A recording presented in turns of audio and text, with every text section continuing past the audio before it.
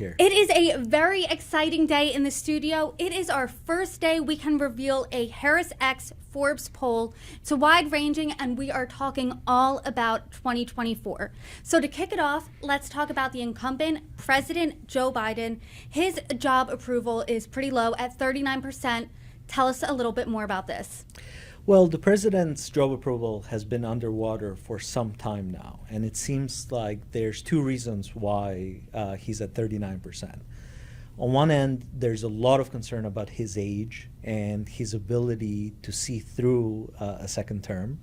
On another end, most voters believe that he hasn't done enough on issues like immigration, fighting inflation, and really his approval rating is underwater on his handling of most major issues that are in front of the president and in front of his administration right now. So when you think of these, it's divided in two camps. First, the issues. Obviously, that can change. He is this week visiting the southern border, but the mental acuity, the age part, that can't change. So do you see or anticipate between now and November his job approval moving at all? It would be a very hard pivot. It would be a hard pivot on the policy side of things. Issues like immigration, most voters are very frustrated around that issue.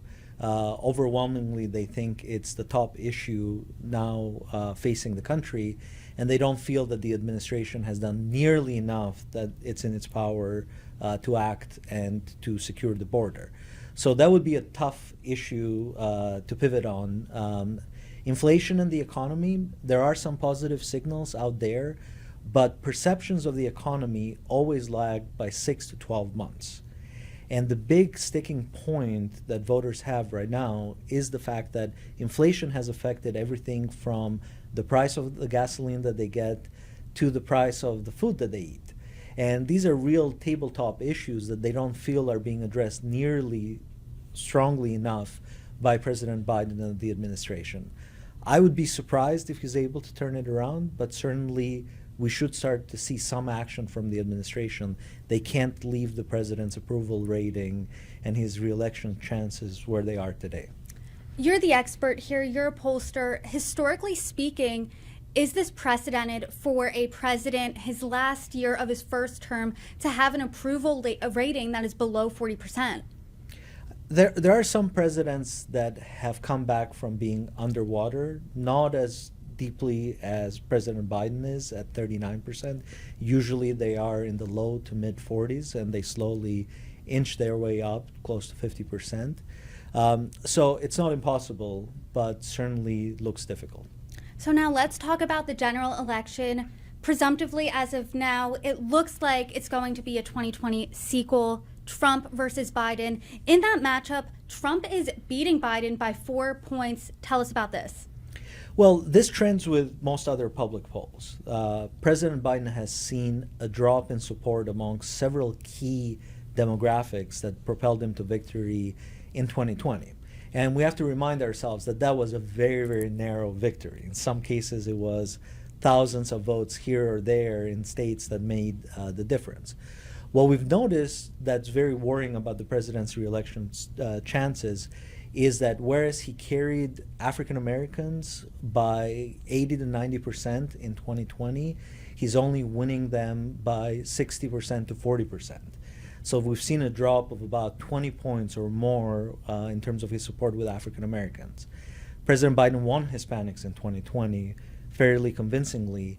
Today, Hispanics are largely split, 47% for Trump, 53% for Biden. And most worrying of all is his support amongst women. Today, women are largely split between Biden and Trump, 48 to 52%.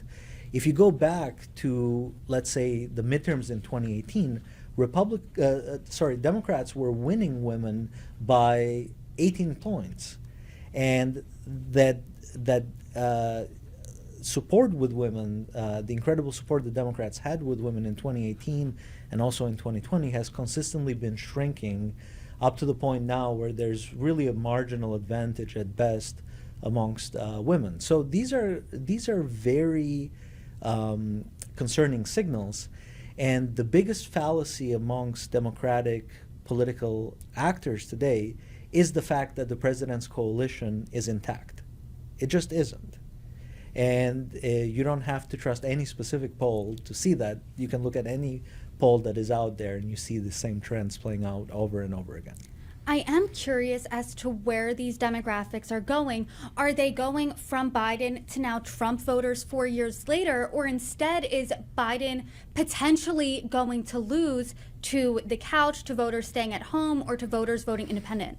Well, I think that if you look at it at the broadest level, the majority of voters don't want a rematch of 2020. 60% and even more in some cases don't want Biden to run again, and a majority also don't want Trump to run again. They have deep concerns about both candidates, around age and policy positions with Biden, and around character and behavior when it comes to Trump, who they find erratic. So we are in the dynamic that we are because a strong third-party option isn't out there yet.